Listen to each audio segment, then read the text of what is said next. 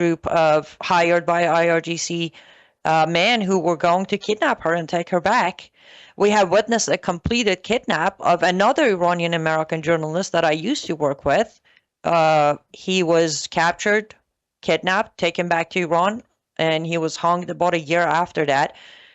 So the reality is it has happened, or it has been plotted. Now, when will we see more average Muslims have the training to deliver and carry them out with the speed of Hamas members putting out these public videos? Probably, within next year, we might need to watch out more often for kidnapping. But the reality is they've been doing it already. Who will be the kidnapping targets, Annie? That is a tough one to answer. There's a very long list already existing of Trump himself, his family members, his previous administration. If you remember, those who were involved with the death of Qasem Soleimani, there's a long list of Iranian, American, Iranian, European, Iranian, Canadian, Iranian opposition. There are some of the truth tellers that are becoming more and more target, like yourself, and Jamie Glazov, and Daniel Greenfield, and Robert Spencer, and Pamela Geller. These names are starting to pop up on some of, not necessarily the lists, but you guys are getting on their lists. Sorry to say it this way, but soon your name will officially be on the list, probably after they finish and complete the existing list. And it's because we're talking about Islam? It's more than that, Brannon. One, you're talking about Islam. I'm going to narrow in on just Brannon Howse. You're talking about Islam, and then you're also giving microphone to Yosama Dakdok, Sharam Hadian, Aina Cyrus, those of us who are also not just talking about it, but rather we have solutions, we have ways to expose them, we speak the language. So you yourself cover it, but then you give experts who are opposing them and exposing them constant platform. It's not like you have me on once and then 4 years later you might have me on. You had me as your main speaker at your annual event. This year you have Hadiya as your main speaker. So it's more of your consistency on giving us platforms, and of course also the fact that you are talking about it yourself. And what do they think they could gain by kidnapping any of us that you mentioned? Well, the kidnapping method, for example, if we go back to Ruhul Azam, the Iranian man who was, he was Iranian French, who was kidnapped and then taken back to Iran. Unfortunately, aside the fact we lost him because they hung him after almost 18 months after capture and kidnapping, what they won or what they achieved was we had to disassemble the group because we had no idea under torture how much information he gave away. So we broke the entire team. We all walked our own separate ways. Years of work in building this trusted group had to disassemble itself. They had him for 18 months, torture every day. Who knows what information he gave? So that's their main target. When they do the kidnapping, especially with those who have information, it's that fear factor of, for a while, the team members are gonna go quiet until they figure out what is happening, how much information is out there. Are they next? Did the person who was captured give them the address, the home address, the social security? What did they give? So with that, they create these gaps of silence. They silence us through this method. And of course, also making a sample of those who are, because everybody who's been kidnapped, at least with the Iran IRGC system, they have always been kept for a while and then killed. So it's kind of making a sample out of them for the rest of us to know that if we don't stop, well, they get us somehow, someday, and kill us. And several years ago, I had some experts on. They were warning about them kidnapping certain people, high-profile people, and then torturing them and filming it all and pushing it all over social media. Yes. Obviously, that's part of terrorism, to terrorize people, right? Exactly. To show power through terrorizing people. That's been their method from their prophet to today. Which is why they film beheading people, right? Yes. I was about to say now, Muhammad didn't have technology back then, but he actually had witnesses who would send out. He would send out to go tell the story of what just happened right after he ordered the beheading of 800 Jews in one morning. They just copied it. Now they have the advantage. They have social media, they have, TV reporters, they have other ways to show millions of people what they just did and terrify them. And look, Brannon, in a way, they have achieved their goal. I personally know too many people who will stay away from this topic because they are afraid they will be that person on that camera one day. So they have achieved their goal. They have created enough fear for us to become minority. There are a lot of people who know the truth, but there aren't enough of us talking about the truth. And that's the goal. Let's talk about this video. Have you seen this video? It's on social media. Is it legit? Iran supposedly practicing kidnapping President Trump. Have you seen this video? Is it legit? I actually have seen that video, and it is actually legit. It is? Yes. The car that just drove by actually does have the Farsi writing on it. However, this is, I'm not this, I was the first one to say, President Trump, watch your back, because they're serious about their revenge. However, they did this specifically for the purpose of being released. So what you see isn't the real practice. This is not the real tactic or blueprint of what they're planning to do. This is just basically mocking Trump. Yes. Yes, and by the way, just if anybody's curious, on the side of that truck, it says the trash can of history. And they're dumping Trump into the trash can of history. Yeah. But do they really think they could kidnap an acting president of the United States with all his security? Well, the way things are going, why wouldn't they? Let's look at it for a second. President Trump is starting to consider a lot, not Iranians, but a lot of Middle Easterns who are paid by Iranian regime. He's considering a lot of them friends now, from Syria to Saudi Arabia to Qatar. So if he continues blindly dealing with them, shaking their hands, having dinner with them, there will definitely be an opportunity for hired by IRGC members to kidnap him. Well, particularly if he keeps making trips overseas, right? Exactly. I mean, I'm not as worried about him here in the U.S., but when he goes overseas, I just don't know how the Secret Service, when he goes overseas to certain countries, those guys must just have a really hard time sleeping until they get out of the country.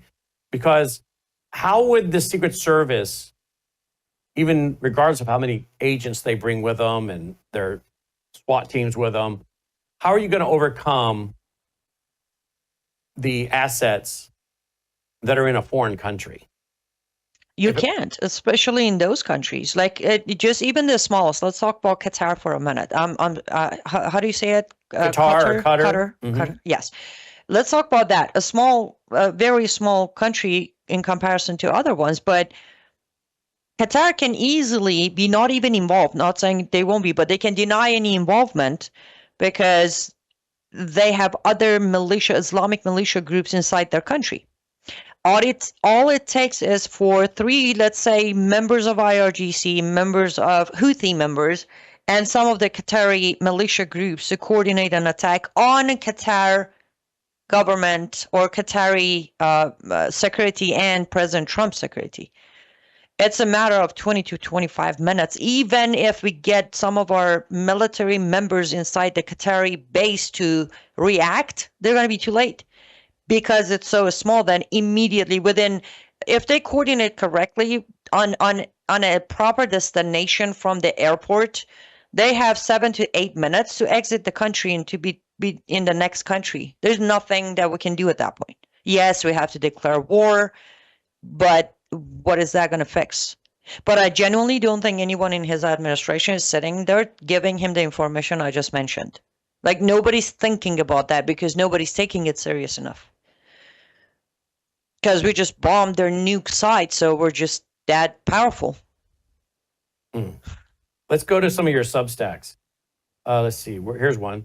Oil, nukes, and Sharia. What could possibly go wrong? We funded bin Laden's harbor. Now we're building their energy empire too. Tell me about this at liveuptofreedom.substack.com. Tell me about this, please. Yeah, there you go. Another miscalculation by President Trump and his administration. So apparently we just reached a business deal with Pakistan.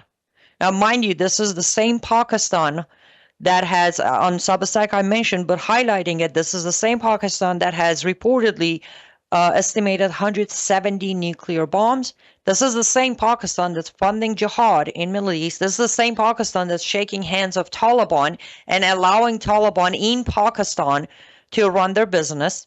The same Pakistan that has not had a single prime minister in the history of their country that ever finished a term. That's how there is no stability in this nation, this country. But we just came to an agreement with them that Trump administration and United States of America is going to help them with manpower, equipment, experts, and all that to tap into their oil reserves. Now, I understand if they add to world's oil, then that's a good thing, but I need to mention Pakistan as of right now the best. Let's say we get very lucky, because history says any European country that tried it, they ended up digging and getting to nothing. But even if we get lucky and hit every single reserve, the best we got is less than 300 million barrels of oil. Now, to a lot of people might think, oh, that's a lot. No, it isn't, because you have Iran with over 160 billion barrels. Let's not even touch Saudi Arabia with over 250 billion barrels. You do a comparison, I don't even understand this still, Brannon. Why are we wasting manpower, energy, experts, time, possibly money, equipment to go drill oil for Pakistan so they can have a secondary leverage over us? Their nuke is already a leverage. A few weeks ago, if you remember, they were making threats of nuking India. Remember that? Now we want to give them more power, more money, so they can fund more jihad and also have higher leverage against us Western countries with the history of Pakistan. I really don't know who gave him this advice, by him, President Trump. But again, it's another disaster Trump administration is creating in the Middle East. Are you getting invited to the Christmas White House party this year? No, but he did invite me to iftar party of next year for Ramadan. Here's the next one. From Hamas to warlords. Tell me about this one. Okay. This one is even worse because it's flying completely under the radar. I don't think anyone has heard of this until I published it. So we have a new good guy in Gaza border, painted as a good guy. Him and his militia are collaborating with IDF as of right now. Yes, that's accurate. They're actually doing some of the checkpoints in some of the areas where the trucks of aids are coming in. However, this good guy, Yasser Abu Shabab is his name.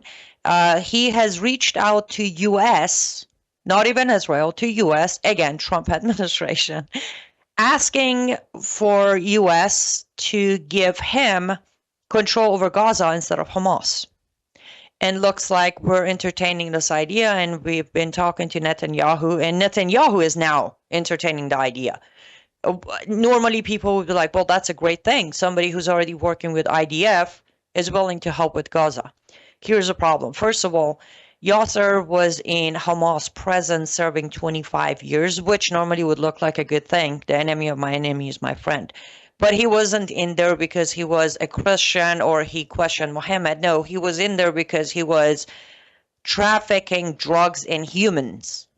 So he's a human and drug trafficker. The reason he's out and free right now is after October 7th, series of attacks. One of the attacks pretty much damaged one of the prisons. A lot of prisoners fled. He was one of them. He wasn't freed, or he wasn't, signed off as you're not guilty. He ran, regrouped with his militia, and then showed up in Gaza, hiding behind IDF protection by offering IDF services. Now, mind you, Yasser himself, on a recent interview to one of the Arabic networks, has admittedly said, yes, we steal some of the 8 trucks ourselves, but Hamas is still more of them, so we're not the bad guys. So to quickly recap, Yasser is a drug lord, human trafficker, Muslim who makes his militia members do the 5 times a day prayer every day with guns and training, who is stealing from the aids that's going into Gaza, and it's hiding behind IDF, not because he's pro-Israel, because he wants to be protected from Hamas. And this guy potentially could become the new boss of Gaza, which to me, Brannon, isn't this the same thing that happened with Hamas? Israel allowed Hamas to grow to oppose PLO, and then we got the Hamas problem. Now we're going to let Yasser and his militia, which, by the way, they call themselves People's Force, let them go up against Hamas, replace Hamas. I mean, we've seen this in Gaza, and we've seen this in Africa. What happened when Western countries told the militia, gun-holding man, to become peacekeepers of local? Look what happened in Nigeria. Boko Haram was born. So this is where we're going. Just a heads up, there's a good chance in a year or two, we have a fresh, brand new group, not called Hamas, but doing exactly what Hamas is doing. Well, I read a tweet earlier today, whether it's true or not. I read a tweet from a news group that Netanyahu was going to turn Gaza over to an international group to manage it. Then I hear today that no, Israel's going to keep control of it. Which one is it going to be? Actually, yesterday when I concluded on my show right here on your network, Worldview Tube, I did say, I pray that my guess is incorrect, because the latest is they're going to do, well, Netanyahu, Bibi has the vote for complete military takeover. I hear the word complete military takeover. I know what Yasser has been proposing with his militia military man. My guess is actually they're going to hand it over to Yasser, thinking he's from them. He was, imprisoned by Hamas. So they're going to do the takeover, clear out Hamas, and then hand it over to People's Force, which will be a huge mistake, but it all points that way right now. Is that the international group he's referring to, or is that a false news report? No, they are not an international group. I have not, I don't have any confirmation that there is a talk of an international group to manage Gaza. So, they have a pattern, like you said. They also, after the war, gave custody of the Temple Mount to the Muslims. I mean, that was a dumb decision then. They just seem to keep making one bad decision after another. I mean, it's at some point, Israel is in a spot, sometimes, not always. I mean, they're surrounded by Islamists that hate them, but they find themselves in these messes of their own making. I would agree to a point with you, but it's not all on Israel. The only mistake Israel I agree. It's not on all Israel. I don't mean to imply that. You're right. But they didn't have to give custody of the Temple Mount to them. They didn't have to ask all the Jews to leave Gaza. I mean, they keep doing these things that make the problem worse. Yeah, but to their understanding, or at least the pressure they're feeling right now, listen, they didn't have to agree to a ceasefire. They could have finished the regime of Iran and be done with it. But U.S. put the pressure on them. If you look back, it has always been Israel had to choose between finishing the job or not turning one of the Western countries against them. But I thought it was Israel that told Trump what to do. I thought Israel was the people running America. I thought Israel and the Jews run the world. Which, of course, that's the lie, right? That's the lie. But everything that is the propaganda. Everything shows the exact opposite. That the U.S. keeps bringing Israel to heel over and over. It doesn't matter. Republican, Democrat. They keep calling Israel to heel. Exactly. And that's the thing. It's not even a mistake. They have been put in a very bad position for a long time. They either go up against these Islamists and finish them, or they have to go up against the Western countries. Israel doesn't have what it takes to go up against us or EU. But then we don't want to face that because we never want to take the blame. We don't do anything wrong. So the propaganda is, Jews run America and Bibi tells Trump what to do. But this time, I really think if they make this mistake of handing it over to People's Force or Yasser Al Shabab, I really think this will be the last mistake they're going to make. And we're all going to pay the price for it. Because it's going to take less than a week, maybe 2, for Islamic Republic of Iran's regime to buy out Yasser. Let's go to a tweet by I think this one was the FBI director. Yeah, here it is. This is from August 6th. Kash Patel? Yeah, Kash Patel. The FBI's Joint Terrorism Task Force arrested a man in Long Beach for allegedly sending money to ISIS and pledging allegiance to terrorist organizations that target Americans.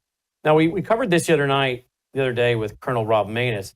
Notice the switch. Now, I don't know if that is a switch to set a timer. And Colonel Maness is an expert on this because he was part of, in the military, dealing with these and diffusing these. So he was commenting on this.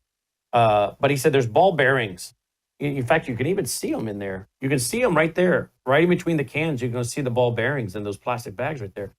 You can see them down there further. Man, maybe you can zoom in on that, Logan. See those ball bearings in there? You're going to try to zoom in on those. You can see them. But Colonel Maness was talking. Who's at the controls? Is that Thomas or? Okay, it's Logan. See, the ball bearings are right in there between those cans. Now, Maness was saying this thing could kill a lot of people. And the switch either starts a timer, or he said this could very well just be part of a suicide vest type mechanism. The fact that they found this, we're thankful for that. But remember, Sarah Adams is talking about these multiple teams that go in and fight to the death. What do you make of this being found and support the guys being tied back to ISIS? Well, I would say I'm very happy they caught the guy. Because I don't have any expertise, believe it or not. I'm an ex-Muslim, but I don't know how to make bombs. I don't have any expertise on that. But even if it would take one person out, that's plenty. We have given enough lives to Islamic Jihad, especially in America.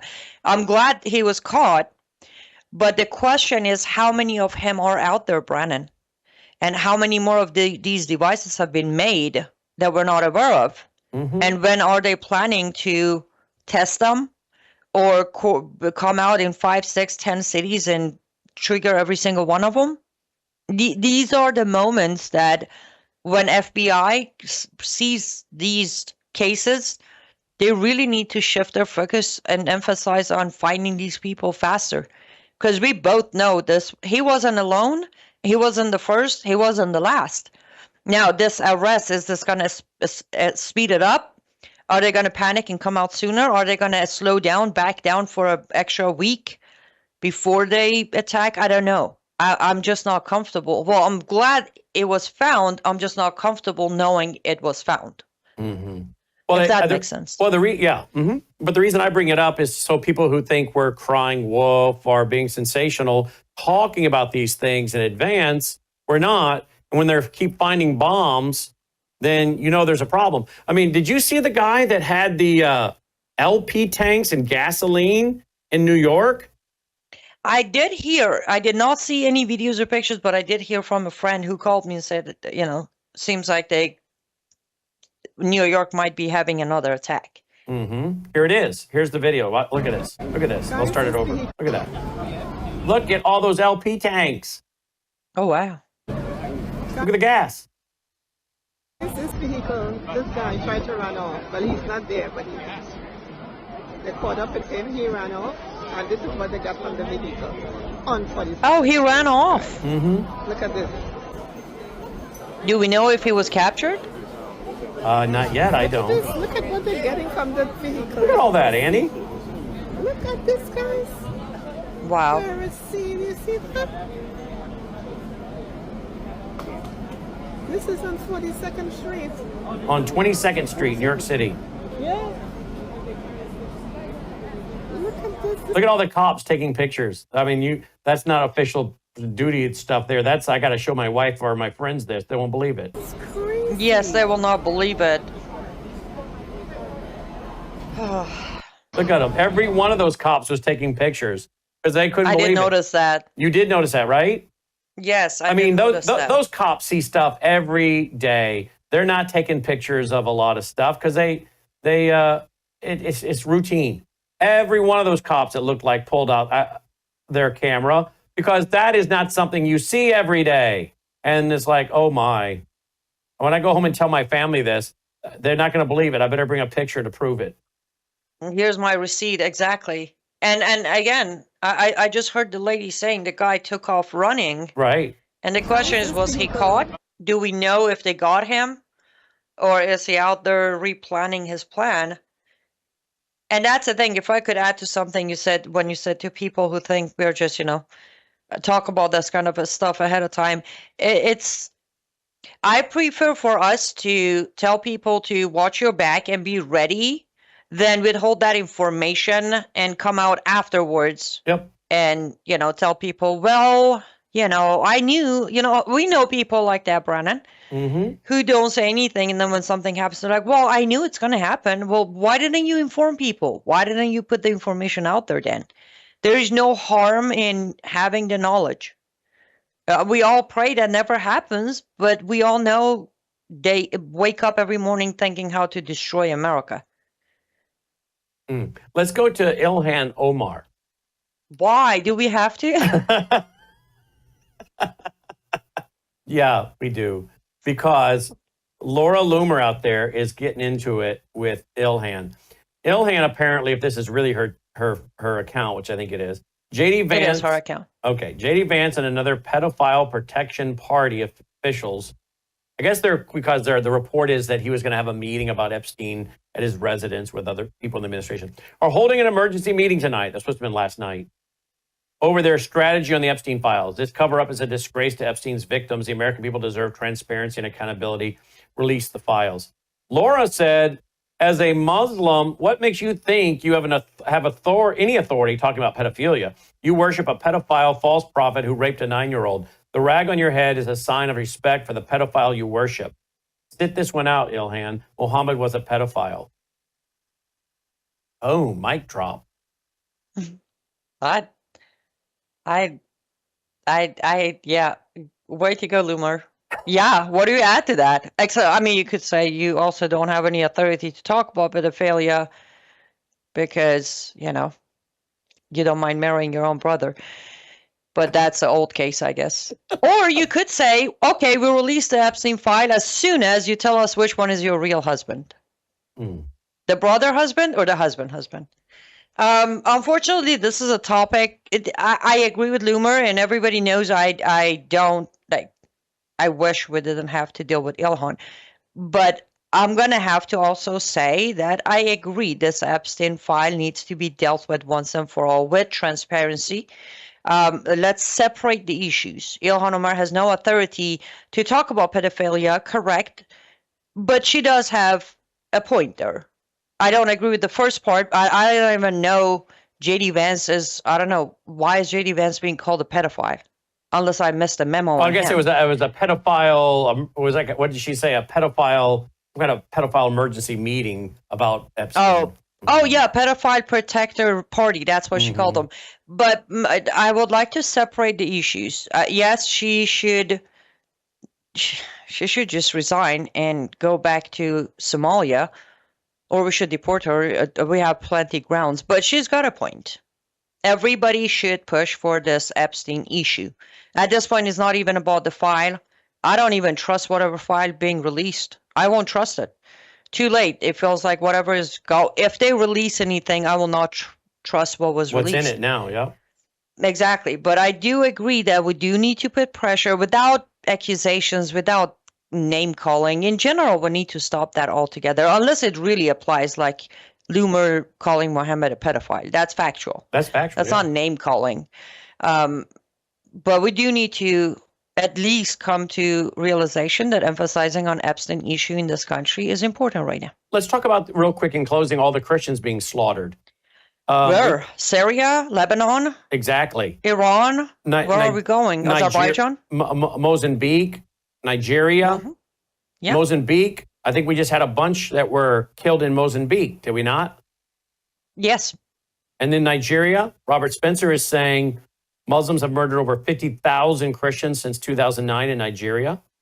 Mozambique was another one this week. These things, aside from this broadcast and a few other conservative outlets, this doesn't make a lot of news anymore. It's just people aren't interested in this story. Can you believe that? Can you believe that Christians are being murdered and people aren't talking about it, even in America? I actually do. 3 years ago, Brannon and I put out a post on my Facebook, which received a lot of backlash, which is okay. I'm used to it. But I actually put a post out saying the most hated and executed people on earth are Christians. However, there will never be enough a spotlight on them as long as the Israel-Palestine conflict exists. Now, a lot of people took me wrong, called me anti-Semite, but what I was pointing out, what I was pointing out. It's exactly what we see today. Anti-Semitism is a skyrocketing, no question about it. However, they have always realized that, first of all, Christians are not minority like Jews, so getting rid of us needs a quiet corner. So they kept fueling the fire of anti-Semitism and Islamophobia while underneath the Christians are being slaughtered. Mm-hmm. That has always been the strategy. So yes, I believe it. It's not shocking at all. And then finally, Senator Tom Cotton of Arkansas pressing for revocation of Terrified Care, that's a Council on American Islamic Relations, tax-exempt status, which of course, yes, the Muslim Brotherhood started in 1928. Hamas, they started in 1987, and then they started CARE in 1994. Well, he's right. He's right. But why is he doing this now? Is he setting up to run for president? Why is he doing this? I will say what I'm about to say. I can neither deny or confirm, but I was actually informed by some involved that my expose on CARE and their standing tax exemption on my Substack somehow landed on 5 senators' desk. One of them has directly contacted me, by the way, is from Texas. Really? And yes, and some other officials. And some, including him, didn't even know about the tax exemption or about the 501c3 status. So that they have done their own investigation, come to realize my information is factual, and decided to make a move. Again, I'm not saying this is me. This is what I was told by the senator office that I was contacted by. So it looks like that has made some noise. Legally, some legislators are thinking, I did call them out on that Substack, if you remember.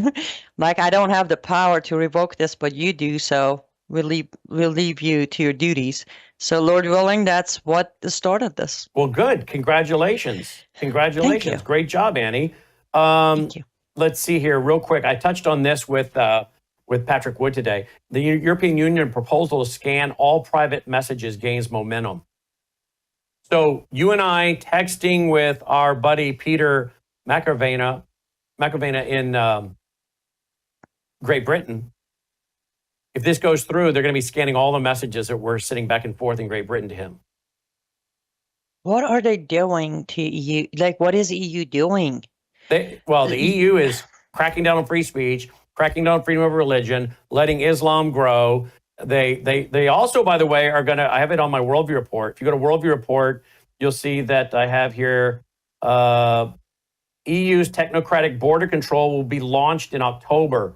It applies to all non-EU visitors.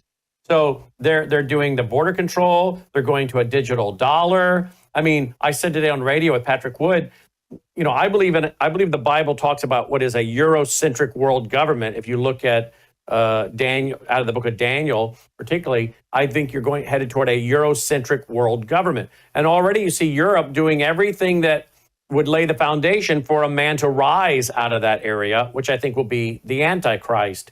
So Europe is well on their way to the mark of the beast, social credit scores, controlling everything. No wonder, the Bible talks about people being murdered and slaughtered so fast during the tribulation period. As they come to Christ, they're being slaughtered about as quickly as they come to Christ.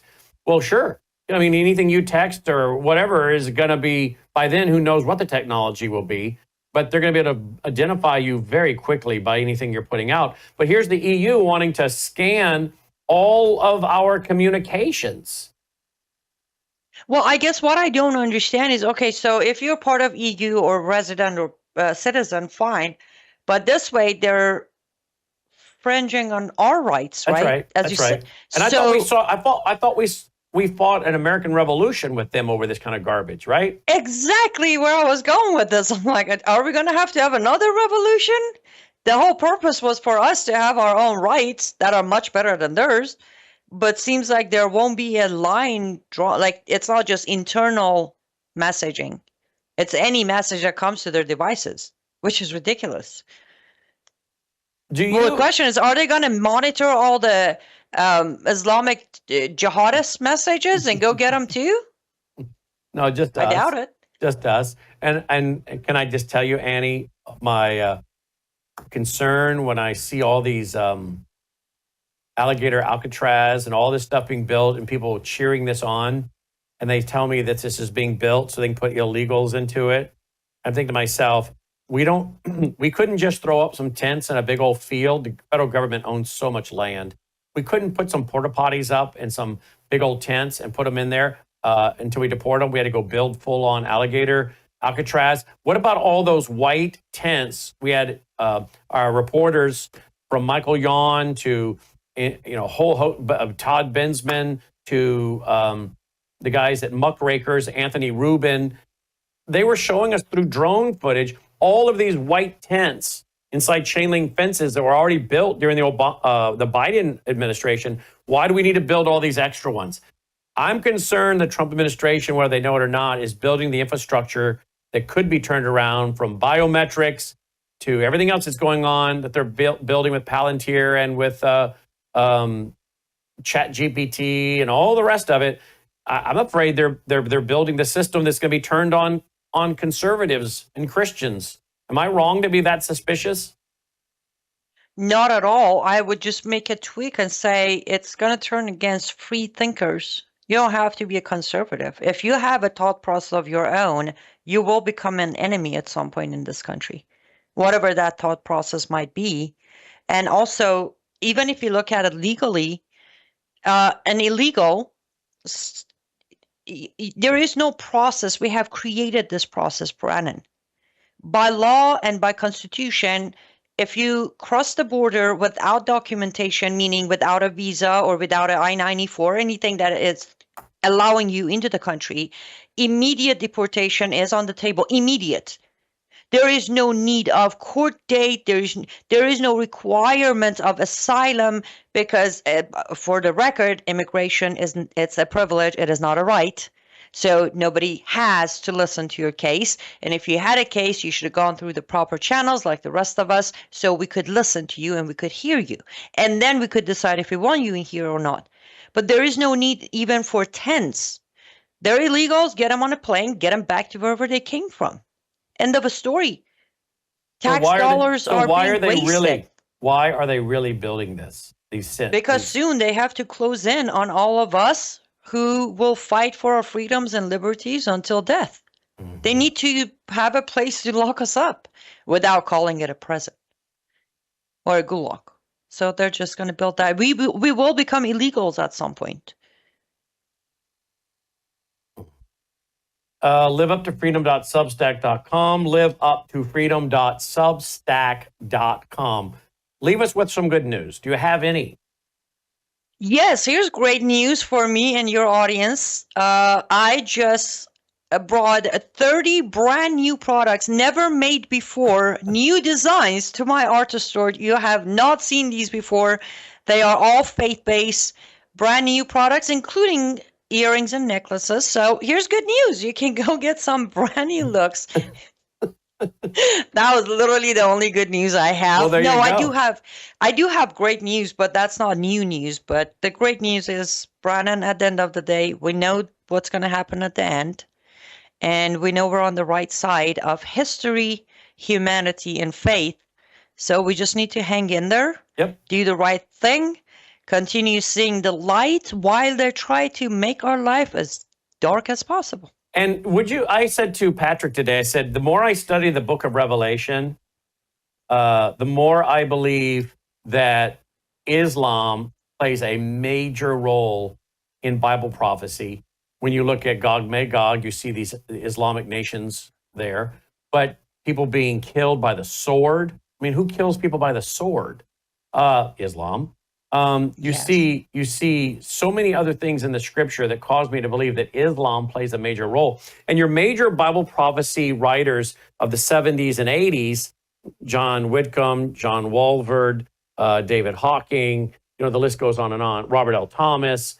A lot of these guys didn't talk about Islam in their Bible prophecy analysis because Islam would not have been a major global threat in the 1970s and 80s.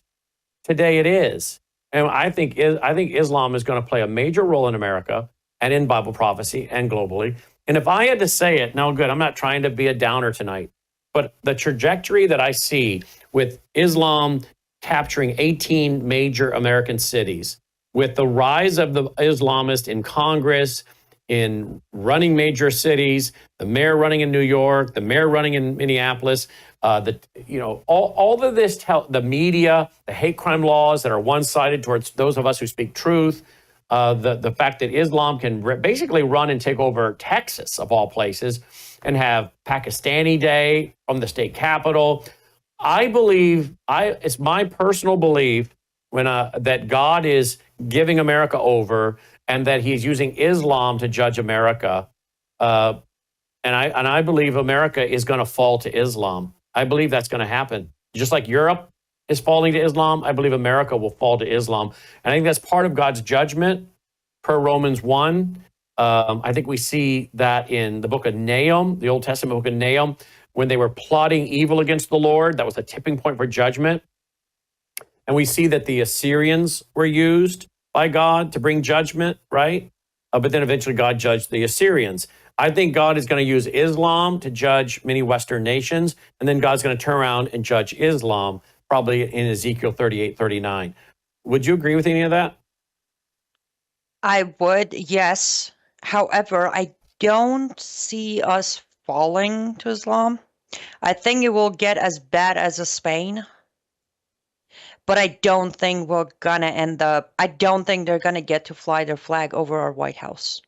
It will get really bad. It will.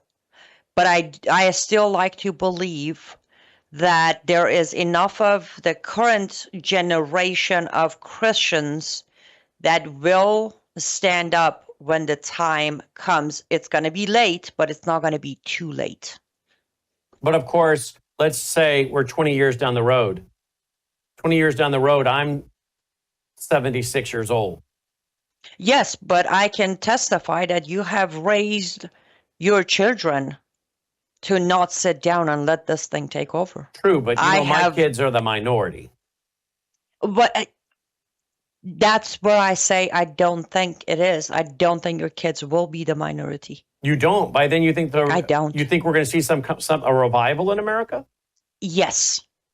I truly believe that that's why I said the current generation being the generation that in 20, 25 years become my or your age, very soon there will be that moment where your kids will have influence on the kids who are falling for the propaganda of pro-Palestine and LGBTQ and all of that. They will reverse this. Let's pray they do. Wow. One more little video. This is, I guess things are heating up in Lebanon. Shia groups start taking to the streets in Lebanon after the government decided to disarm Hezbollah. Here's what we got tonight.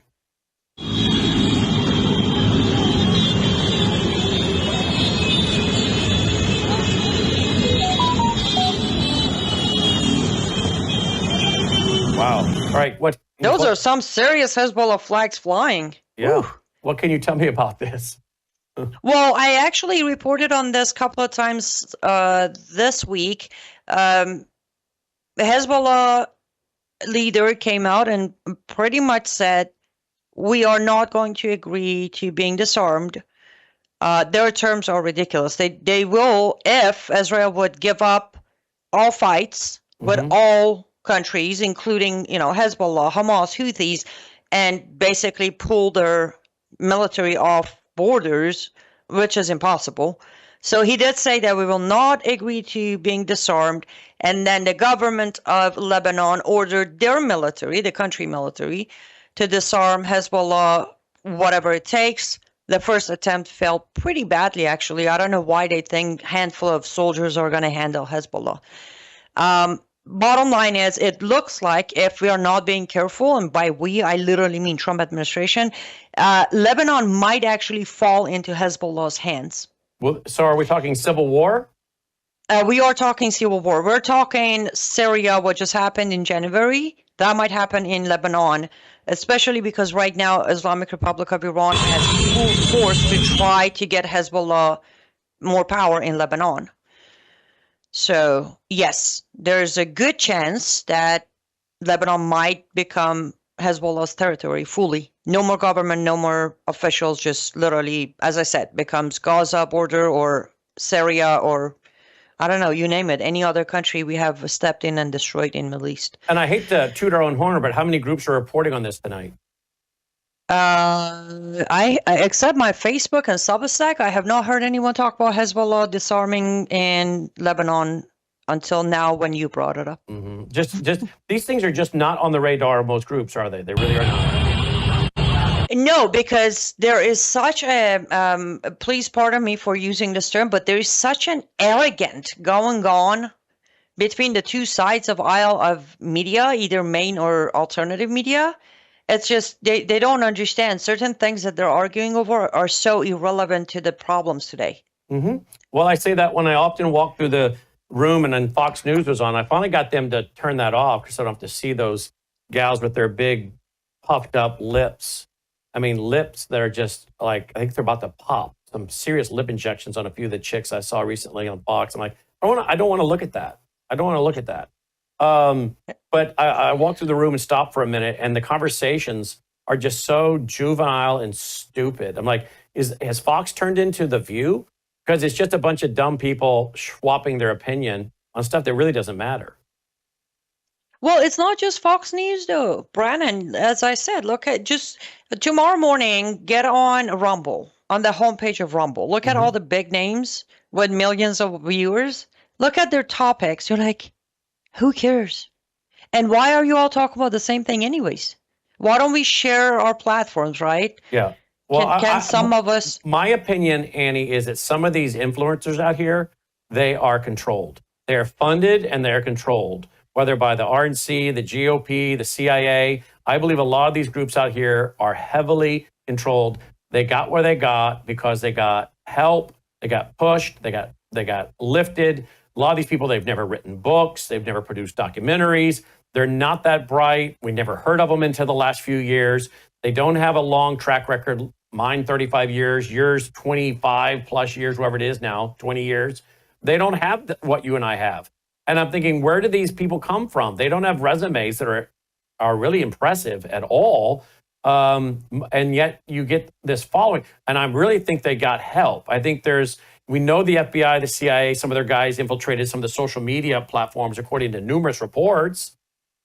I think there's a big psych op going. We always talk about the psych op on the right, the liberals controlling the media, but I think there's a psych op on the right, not just the left, the right, as well, where a lot of the people that are the so-called influencers, Dr. Annie Woods calls them sinfluencers. I think a lot of these people on the right, they're controlled, whether they know it or not. They've been boosted and controlled, and they stay in a simple, shallow, non-really important area of topics because that's what they're there for, is to distract from conversations and people like what we talk about. Agree or disagree? 100% agreed. Yes. Their position is to distract from whatever they're told to distract people from. And immediately they come out back to back from morning to night. Every single one of them start changing narrative, changing something becomes more important and more breaking than the important topic that was running on air. And that yes, can't be 100%. coincidental. Cannot be coincidental, I don't think. No, absolutely not. LiveUpToFreedom.com and LiveUpToFreedom.substack.com. Again, LiveUpToFreedom.com, LiveUpToFreedom.substack.com. Two different websites. Check them out. And LUTFstudio.com. Annie Cyrus. Thank you, Annie. Thank you, Brannon. Stay safe. You too, my friend. We'll be right back after this break. True beauty isn't applied. It's nourished from within. Bella Grace Elixir, a luxurious, scientifically crafted blend designed to restore radiance, vitality, and strength at a cellular level. At the heart of Bella Grace Elixir lies cat's claw, a powerful herb from the Amazon known for its ability to control inflammation and protect collagen. With Verisaw collagen peptides, it goes beyond the surface, stimulating your body's natural collagen production to reduce fine lines, improve skin elasticity, and promote real, visible change. Bella Grace Elixir doesn't stop at collagen. It includes astaxanthin, one of nature's most powerful antioxidants. 6,000 times stronger than vitamin C, astaxanthin protects your skin from harmful UV rays and environmental stress, while locking in hydration and promoting a radiant, youthful glow. Experience the power of nature with Bella Grace Elixir at melissahousebg.com. Discover the science behind Bella Grace Elixir at melissahousebg.com. Read powerful testimonials from doctors and real customers who've experienced life-changing results, and explore other wellness products from Bella Grace. Bella Grace Elixir is more than just a product. It's a solution. Visit melissahousebg.com today.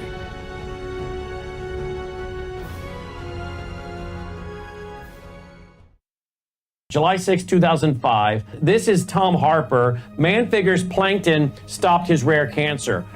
We got more of a response from this from our viewers than anything else you and I have ever discussed. Tom Harper, 20 years ago, he had mesothelioma, deadly lung cancer, was given weeks to live, and he just intuitively started to eat the phytoplankton out of his fish tanks because he fed the phytoplankton to his shellfish. He was a shellfish farmer. And when he went in for the surgery, the surgeon came out of the operating room and told his family, I have not ever seen anything like it. The cancer is benign, and Tom Harper lived for years. He retired in Hawaii. We're not making any claim. Here he is in his own words. Started on a daily routine of just taking a bit of paste, putting it in my mouth, and wash it down with a drink of water.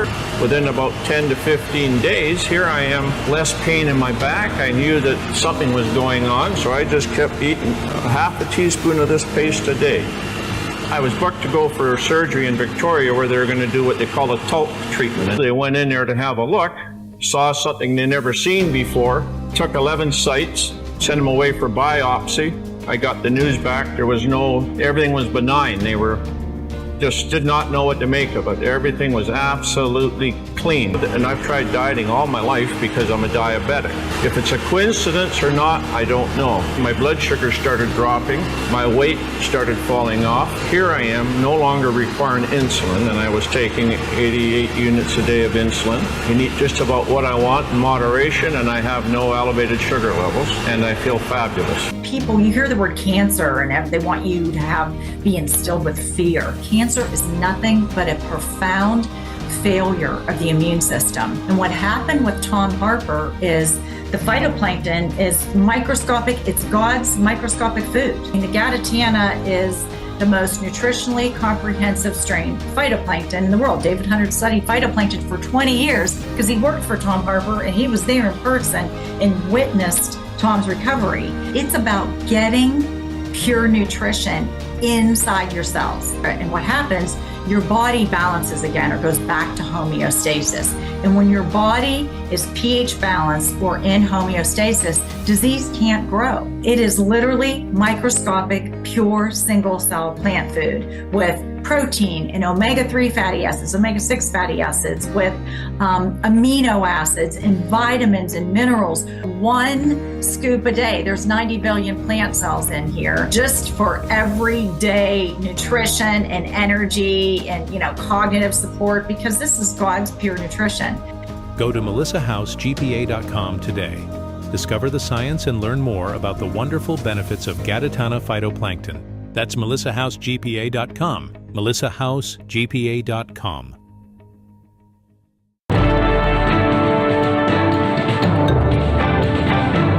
Faith, spiritual values, moral issues, government, economy, education, work, responsibility.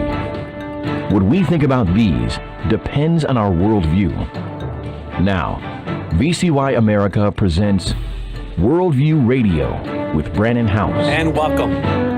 On this August 7th, 2025, August 7th, 2025. Joining me today is going to be Patrick Wood, because it just keeps getting creepier and creepier out there. Are you ready for this? Over at technocracy.news, European Union proposes to scan all private messages. That's gaining momentum, folks. That is gaining momentum. Scanning all your private messages, but it gets worse than that. Hang on, they're even going after the encrypted. Again, creepy alert. Sensitive conversations with ChatGPT show up on Google searches. Hope nobody is asking ChatGPT about anything personal, about any medical condition or anything else. Wow. Human AI relationships. Quote, what am I falling in love with? End quote. Joining me now is Patrick Wood. I would say the country's leading expert on technocracy and transhumanism. Patrick, welcome back to the broadcast. Thanks for being with us. You bet. Glad to be here. Let's go to this one right here. EU proposes to scan all private messages, and that's gaining momentum in the EU. Now, what about the encryption? What about like Signal and all these other apps that can encrypt your messages? Is it going to get around that as well? This is the intent of this whole legislation, is to break Signal and WhatsApp in particular. And catch this: these apps are end-to-end encrypted. When you press enter on your phone with a message, it's supposed to encrypt it and send it away, and then it gets de-encrypted on the receiver's phone, right? So end-to-end, that's what it means. End-to-end is encrypted. But what they want to do is insert a snippet of code that will read your message by the time you press enter and it gets encrypted, to scan your message for trouble, whatever that means to the EU. If you're a bad boy, it knows when you're being bad. So this would basically be the end of encryption at that point. What's the point of doing that? Well, this basically will, if it goes through, it'll kill these apps altogether. Is there any more evidence we need? I mean, it's just piling up. Mm-hmm. The EU wants to shut down freedom of speech, freedom of religion. I mean, it is they are bending over backwards for Islam. I mean, no wonder the Antichrist is going to pick Europe, have a Eurocentric world government. Not that other nations won't be involved, but I believe strongly it'll be a Eurocentric world government. That's what I've been writing about, speaking about for years. I think you believe the same thing. And isn't it interesting, just coincidentally, we see Europe leading the way in what could be the mark of the beast system. They've just now are rolling out the idea of big time of a digital dollar, digital currency. I mean, Europe is de-Christianizing themselves with Islam. Is there anything Europe could be doing any more aggressively to prepare the way for Antichrist than they're already doing? I don't think there is, really. No. Other than maybe start killing, maybe then start arresting and killing Christians. But in one sense, they already are arresting Christians. They're arresting at least those who proclaim a Christian worldview, whether they know it or not. Because when you speak about Islam, the truth about Islam, the truth about LGBTQ, whether that person knows it or not, they're proclaiming aspects of a Christian worldview, which includes not only exposing evil, Ephesians 5:11, have nothing to do with the unfruitful works of darkness, but rather expose it. But it's also exposing immorality, perversion, a debased mind that promotes these things. So I cut myself shaving again today. When I can't wait to get to heaven so I can quit shaving. Many reasons. That's certainly not on the top of the list, people. But won't it be great not to have to shave anymore? I get so sick of shaving. anyhow, and people will send me emails. You got to go to an electric razor. No, it just dries my skin out. Something horrific. Maybe I should do what Patrick does and grow a beard. Look at how nice that looks. You didn't even. When was the last time you had to bother with shaving, Patrick? Not hardly. Yeah, not hardly. All right, back to where we were. Sorry for those wondering why does he keep dabbing his mouth. That's why. I mean, already people in Europe are being arrested for either being Christians or proclaiming, whether they know it or not, as I said, a Christian worldview. So, I mean, Europe is a great place for the Antichrist to rise. And maybe it's William. The more I read about Prince William, the more I think, wow, this guy would be on my short list too. I'm reading articles. Who could believe the articles, I guess, at one sense. But it sounds like he is really ready for the old man to push on and become king. Are you reading any of these articles? I am, and it looks like that's exactly the case at this point. As the old man, as you say, is pushed out of all decision making, he's stepping in already. So he's asserting himself right now. And he seems like he has a temper. From what I've read, that's my opinion. It seems like he might have a very short temper, short fuse, and is not really open to a whole lot of pushback from people. Again, these are just my assumptions. I could be 100% wrong, but just based on what I'm reading about him, this guy seems like he is going to be a strong king. But of course, his father was the one that kicked it all off with Agenda 21, Agenda 2030. His grandfather, didn't his grandfather say like to come back as some kind of virus and kill 90% of the population?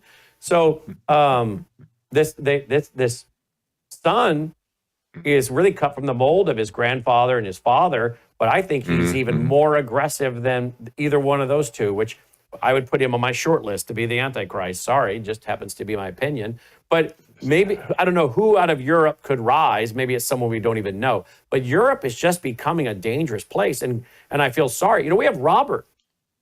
Robert's in Europe. He's a regular listener and calls in, emails in. He's constantly sending me articles about what's happening in Europe.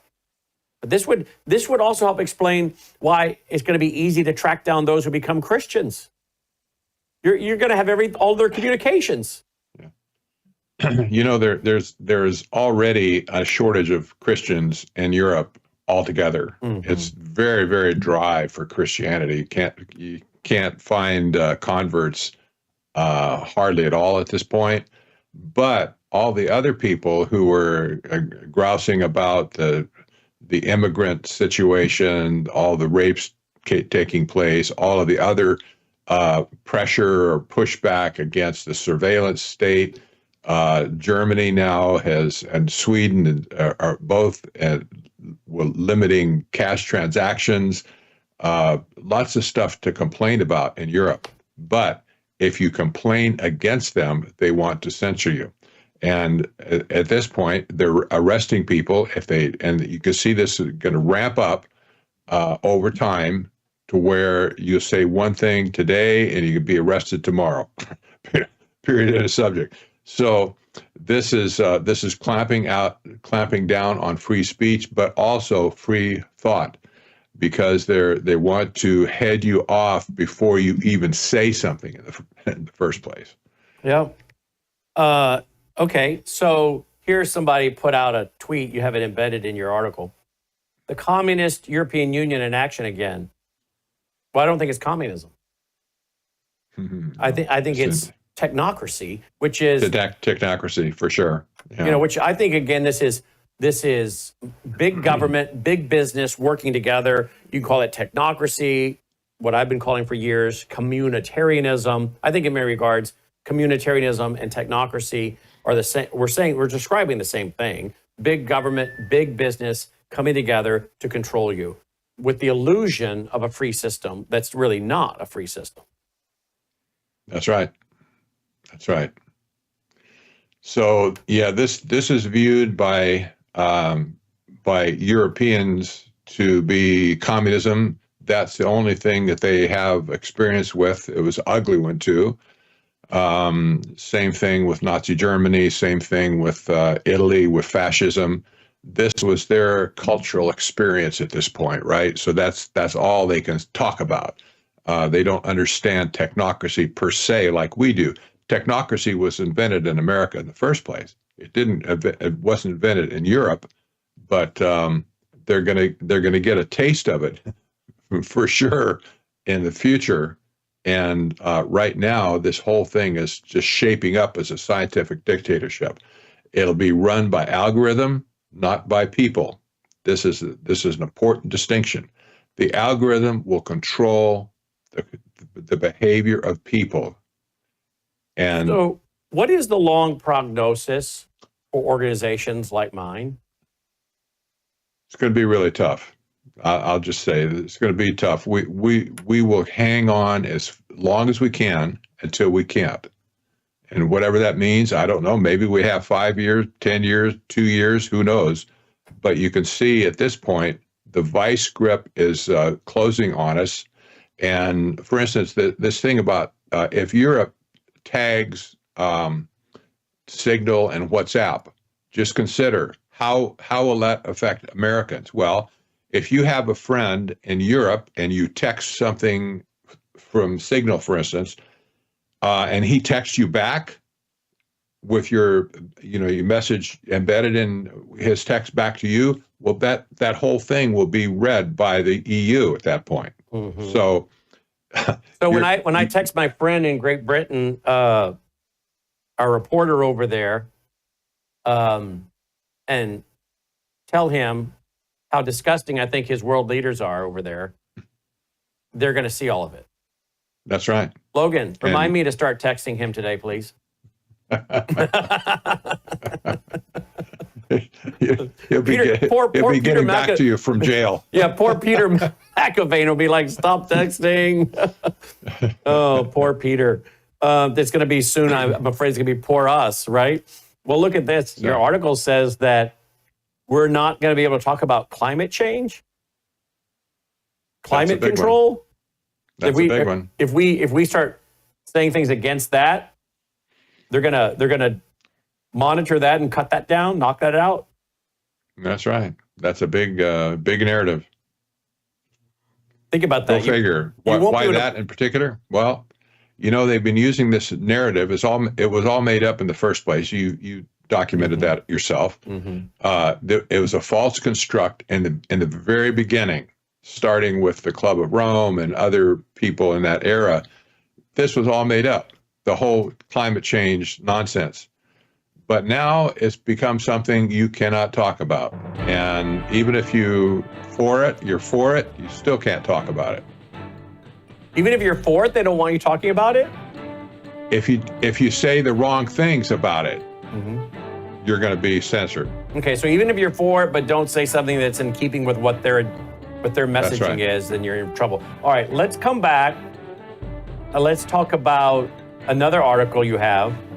Sensitive conversations with ChatGPT show up on Google searches. Now, I had never heard this until today. I don't know. I guess, again, if you're putting in questions, medical questions, personal data, oh my. We'll be right back. Patrick Wood, technocracy.news. News is moving faster than ever, and so are we. WorldviewTube brings you 24/7 live stream coverage and now real-time alerts when it matters most. Once you have the WorldviewTube app installed, exit the app and navigate your way to Settings. In Settings, locate the tab labeled Notifications. Select the Notifications tab. Scroll down until you locate the WorldviewTube app icon. Select the tab, and here you can turn on and customize your notification experience for the WorldviewTube app. News doesn't wait, and neither should you. Turn on push notifications to stay informed. Every headline as it happens.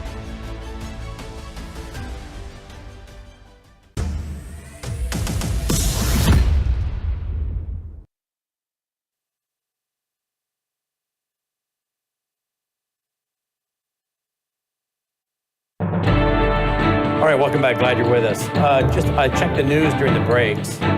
Laura Loomer, who's been a guest of my program several times, she just put out 4 minutes ago.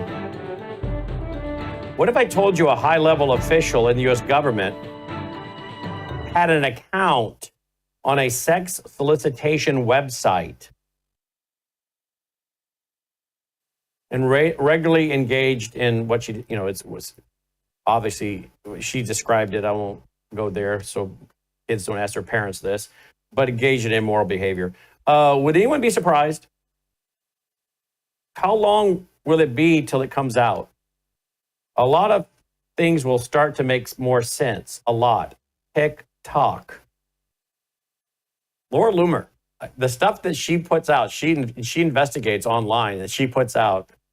Oh my. Well, a lot of us have said for a long time, a lot of these people are compromised. So that's interesting. Also, real quick, before we go back to the topic, we have, and we're going to deal with this tonight with Annie Cyrus on Brannon Howse Live. A new online platform has Hamas terrorists instructing people how to conduct an October 7th style attack. They are literally trying to globalize the Intifada. Think about that, folks. Can I ask you a question? Are you armed? Are you armed at all times?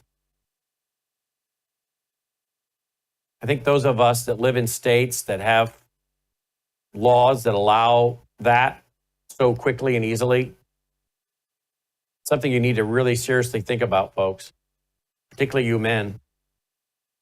The police are going to show up just in time to take the reports. That's about all. Very rarely do they show up in time to end it.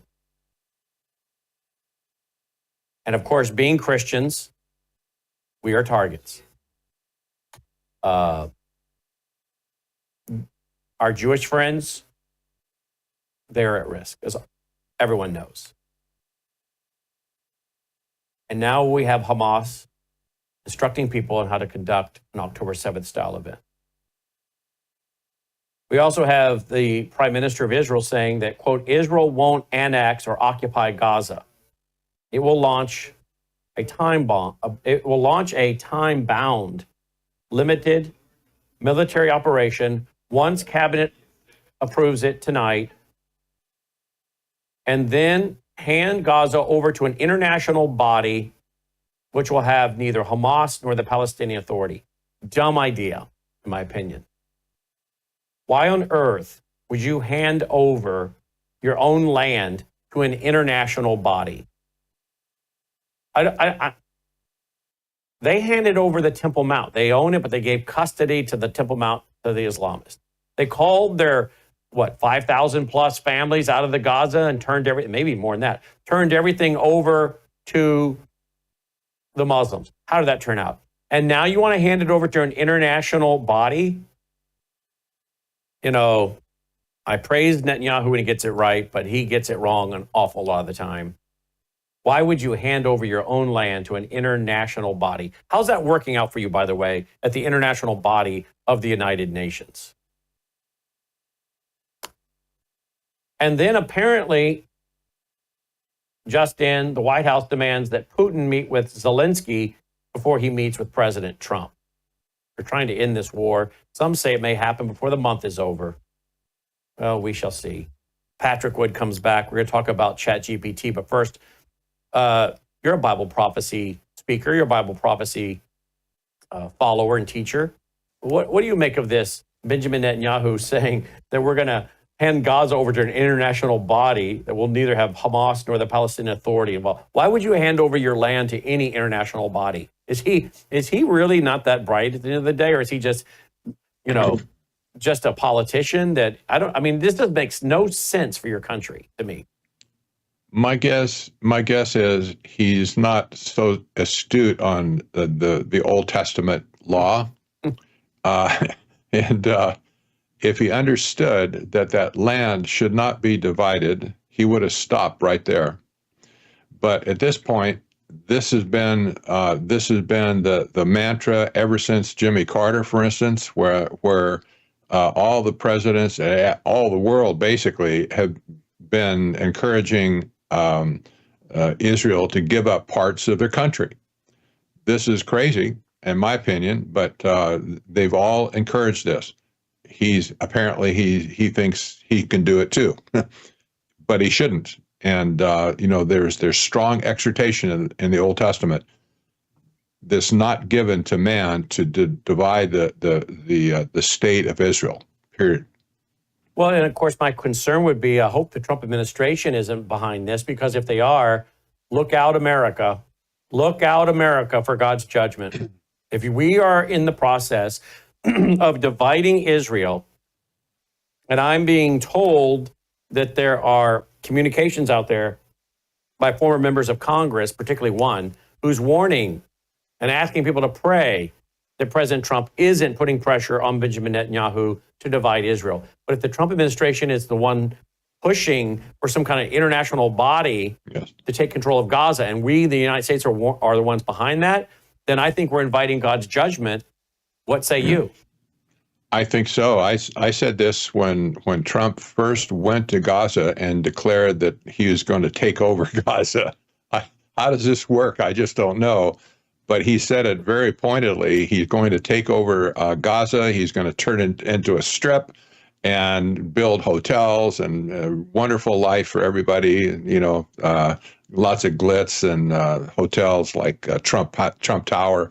Well, okay, maybe that was just rhetoric. Maybe it was just fun talk, but I don't think so. He's very serious about setting up camp in Gaza.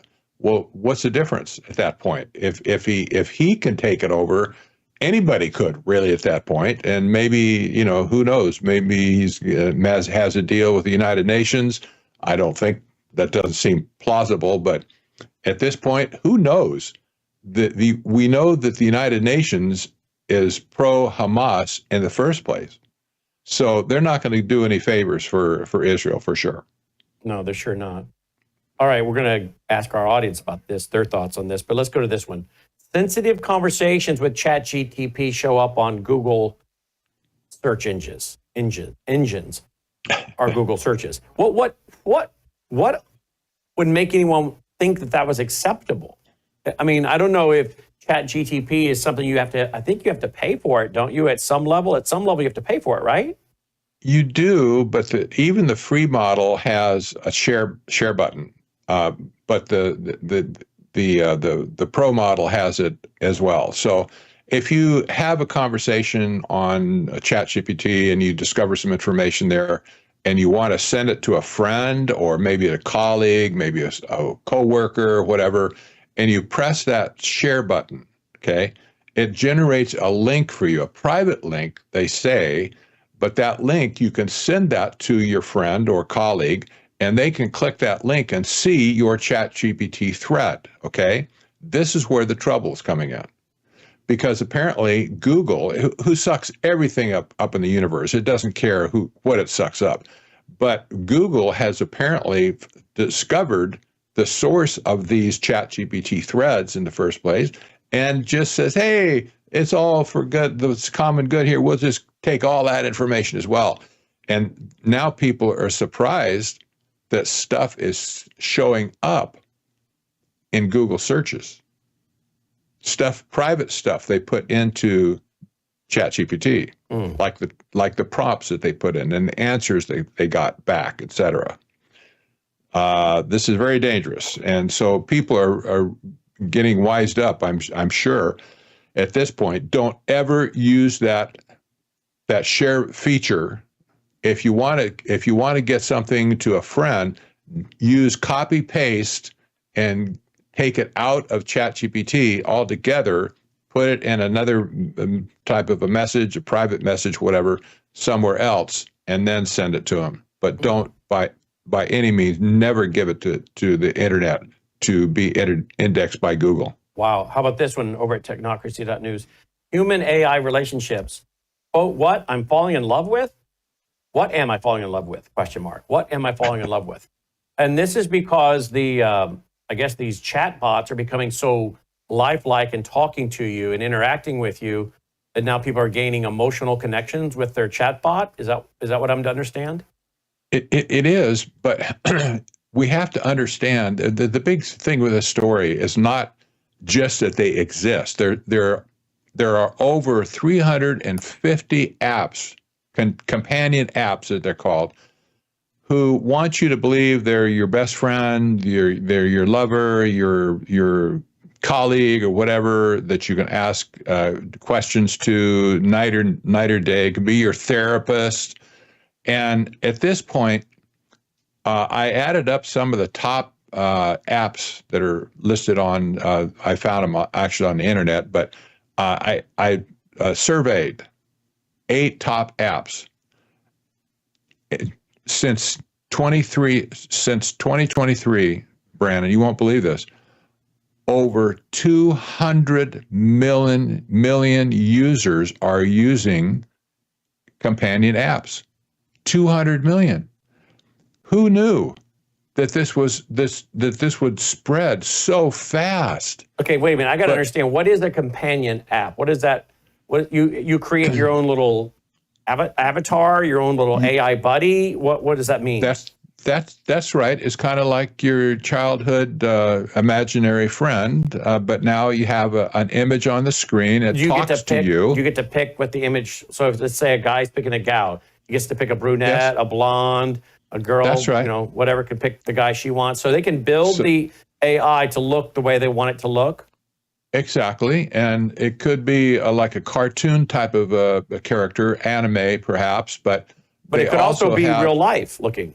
That's right. They can be absolutely lifelike as well, and you can pick whoever you want to model that person after. But at that point, it remembers everything that you said to it, going from the very beginning.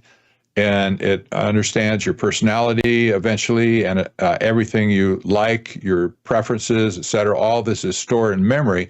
So then it can interact with you going forward, and you can ask any question you want, or just have a conversation. So in other words, it will be like literally having a FaceTime conversation or a Skype conversation with a real human being. It's that real. It's that.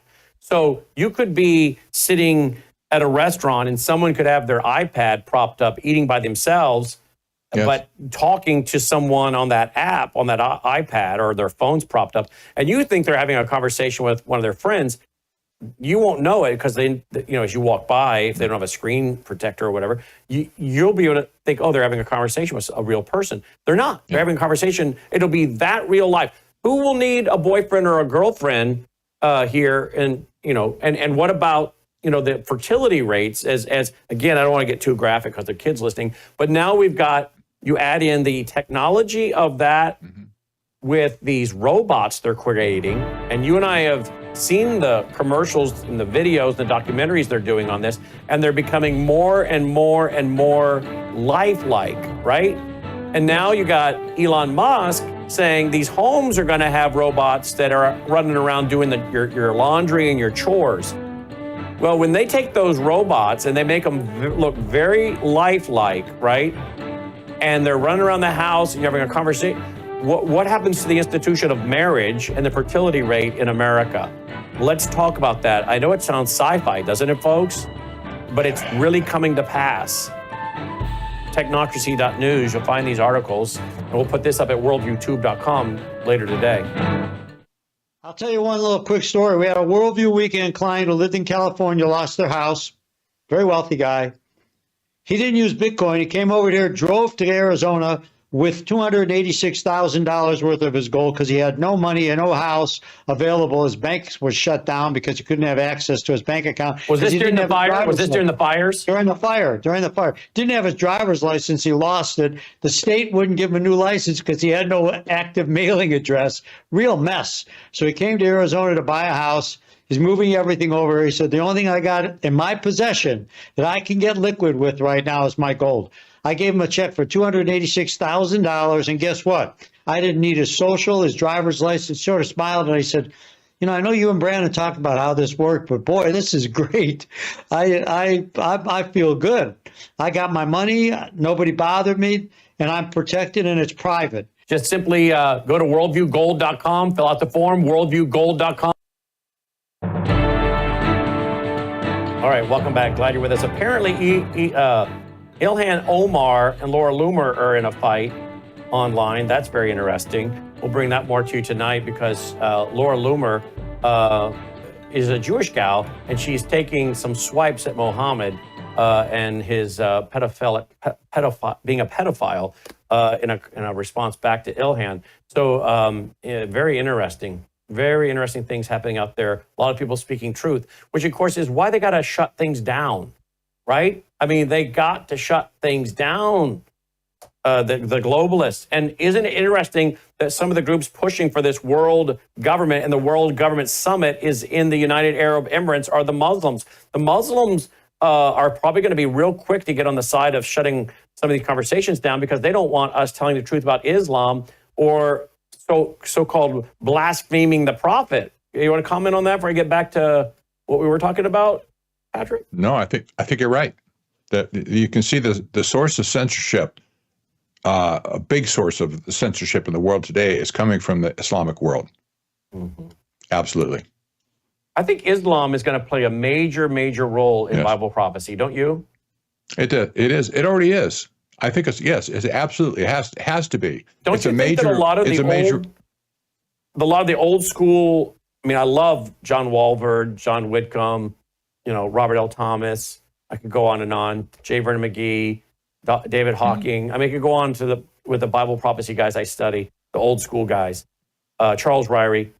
But and I'm not criticizing them because I don't think they had the understanding at the time that we have now to see that Islam is going to play a major role. Islam doesn't come up a lot in their Bible prophecy. You notice that, right? In their writings, it doesn't come up a lot. But the more I watch this and study this, I think Islam is going to be a major player in Islam, at least until the Ezekiel 38-39 scenario where God seems to judge a lot of the Islamic countries. You agree?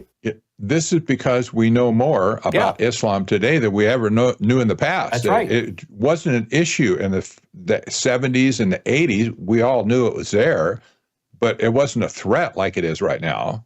And so we know so much more information about the world in general, and not just about certain aspects of it, but the knowledge of the world has increased so much that we now understand stuff that we just could not possibly have understood back then. Yeah. We do have breaking news. President Trump apparently has come out of the dentist office at the White House, is now sporting gold teeth. He has now decided to go with the whole grill, gold teeth, President Trump. That's fake news. I'm sorry, I just made that up. I told Logan I think that's going to happen. Have you seen the Oval Office lately? Have you seen the Oval Office lately, Patrick?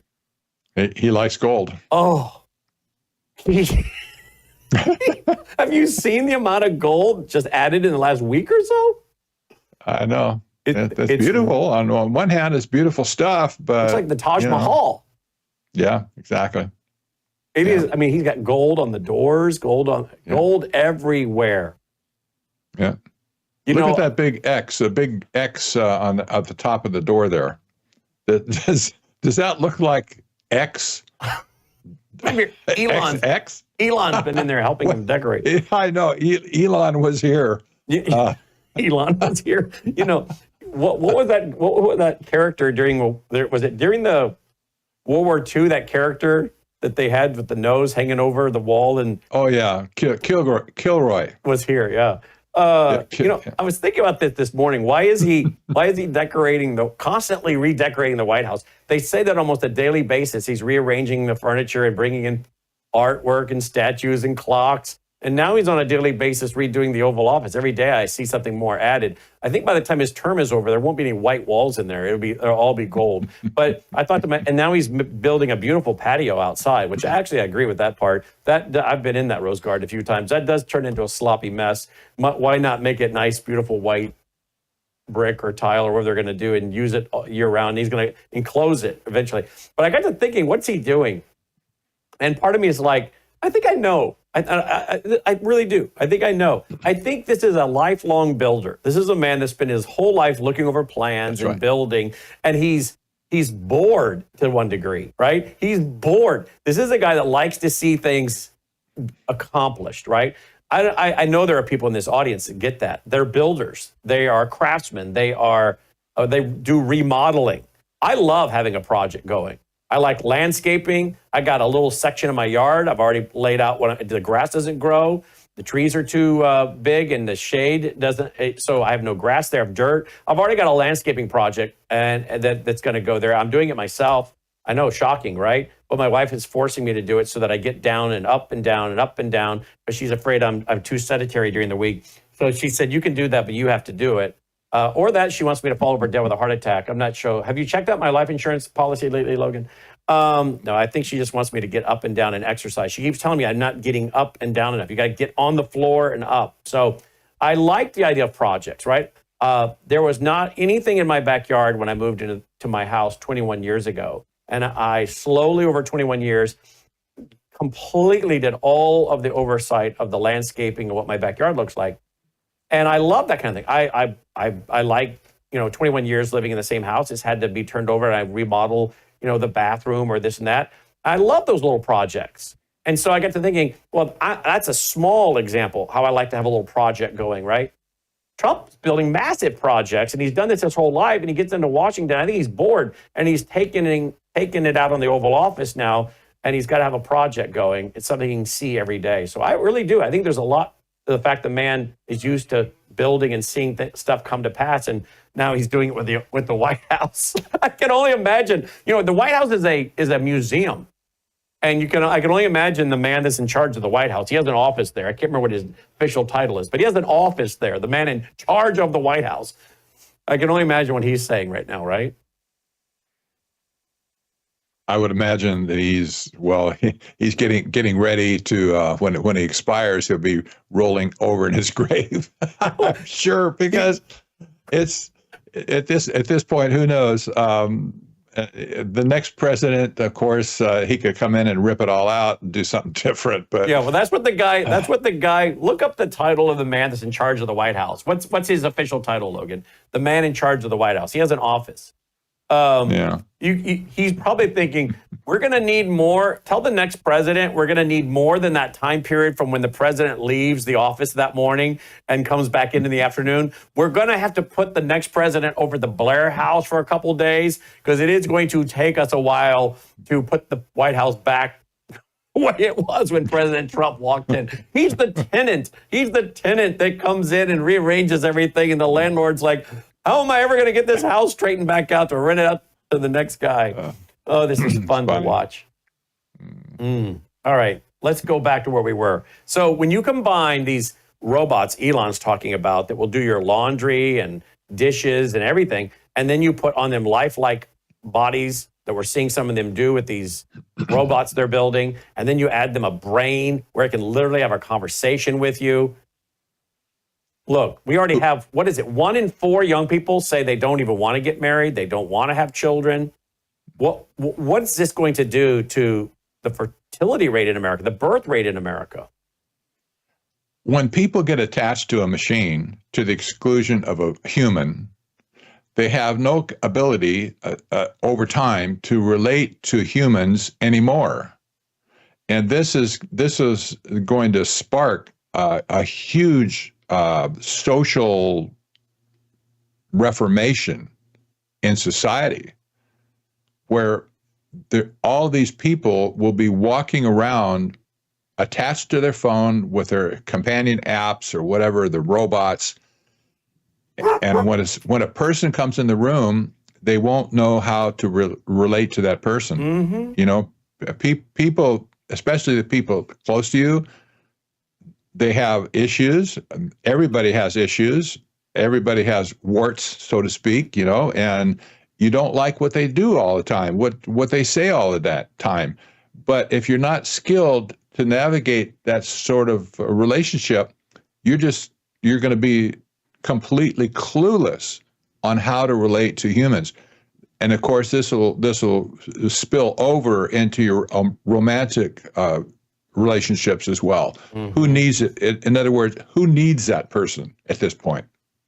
Well, if companionship, right? Someone to listen, yes. Someone to listen, companionship.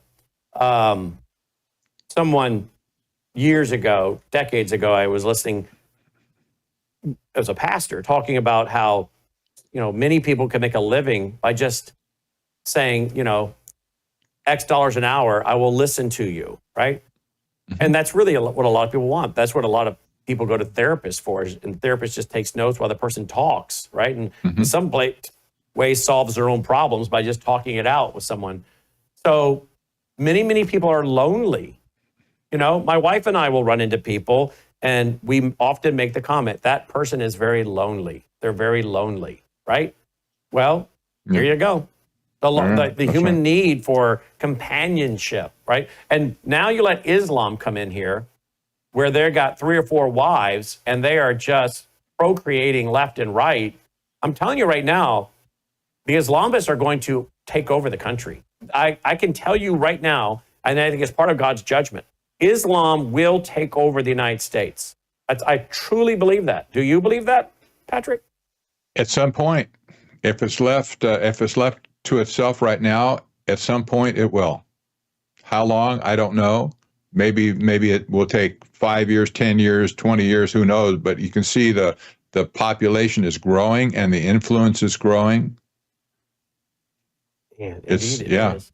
Great, it is. Let me go back to Israel real quick, if I can, because we have a comment being made by Benjamin Netanyahu. I guess he was giving an interview to Fox News, and he said this. Listen to this. Near the Sinai Desert in Egypt, and that town has been flattened. And you have been accused of genocide.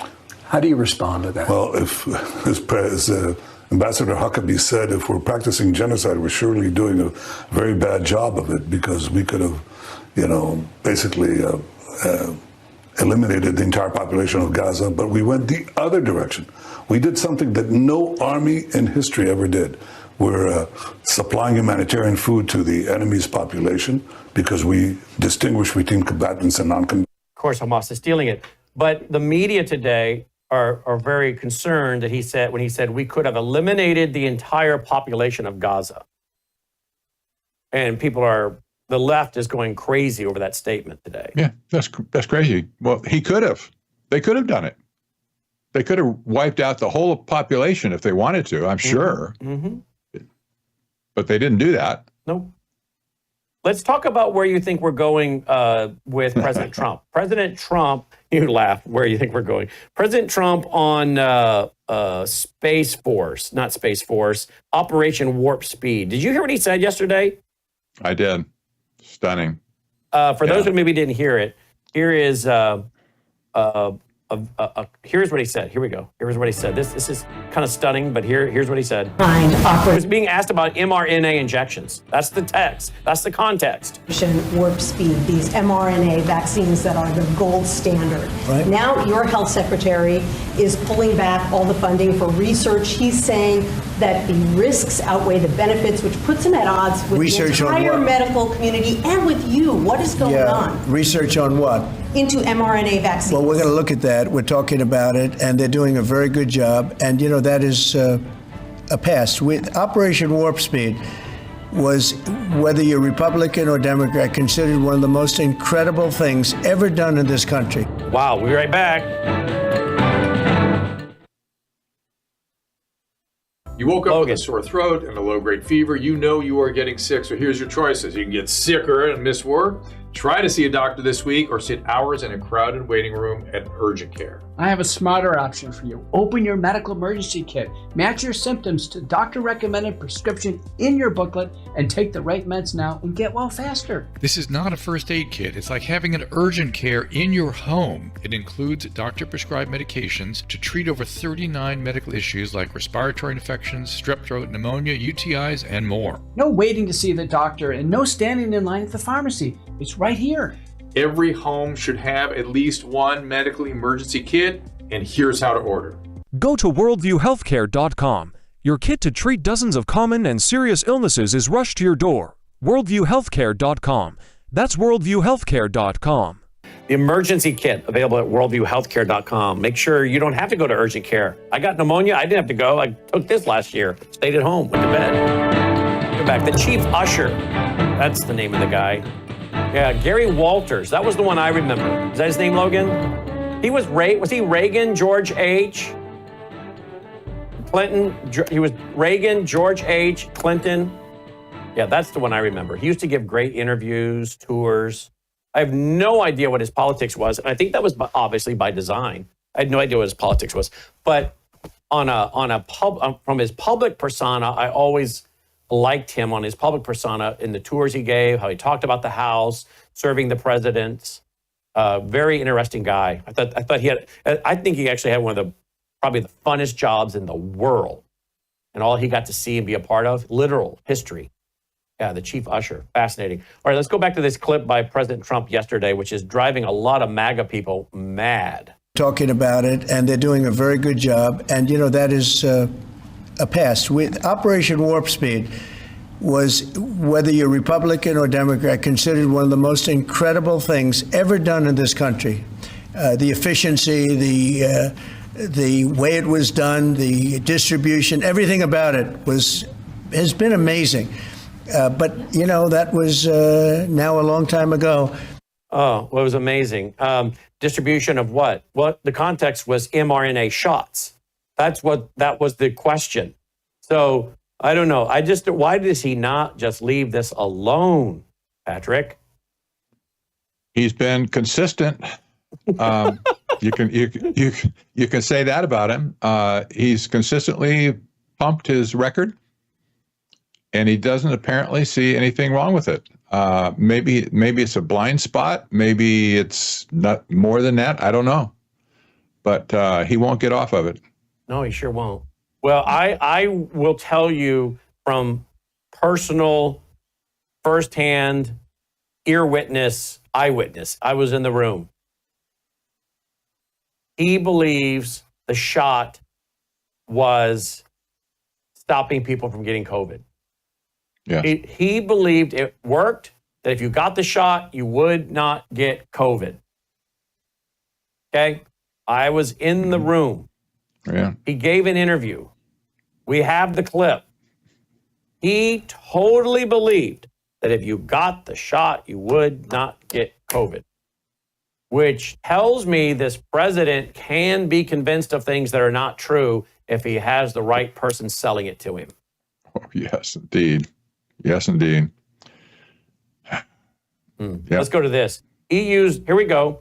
European Union's, it's loading slow, but it's an article. I don't know why it's loading so slow. Your EU's technocratic border control will be launched in October. It applies to all non-EU visitors. We're going to go back to this idea of the European Union. I don't know why that article is loading so slow, but if it will load, we'll talk about it. There we go. There it is. EU's technocratic border control will be launched in October. Again, European Union, if you want to know where America is going, where the other, what I think are going to be 9 unions of the world, 10 divisions are going, watch the EU, because that's where everybody else is going. This is coming to America. But the European Union is the model for the world, and no wonder the Antichrist makes his headquarters there. Look at this. Patrick? Yep. Remember, this is all going to be contained on your smartphone, for one thing. Your digital ID, your passport, all the different documents that get you from here to here, maybe your vaccine passport as well. Okay, so you go to the airport and you want to fly somewhere. And all of a sudden, your cell phone dies. What are you going to do? You're standing in the middle of the airport, maybe in line to get through the check-in, and your cell phone dies on you, runs out of power, or it just conks, or you drop it, and all of a sudden it cracks and won't turn on.